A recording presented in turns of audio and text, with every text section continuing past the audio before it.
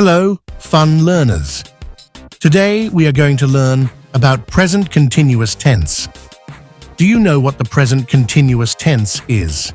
The present continuous tense is a verb form in English that describes actions happening now or around now that haven't finished yet. The formula for affirmative sentence of the present continuous subject plus am is a plus verb ing. Here are the examples. Mike is having a shower. Kate is cooking. Rose is watching TV. The formula for negative sentence of the present continuous subject plus am is at our plus, not plus verb, ing. Here are the examples. Dylan is not playing a computer game. Tina and Zach are not going to the cinema.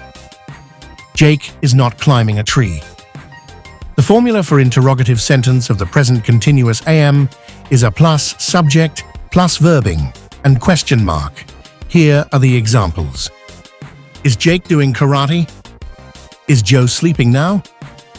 Are you going to bed? Now, let's practice.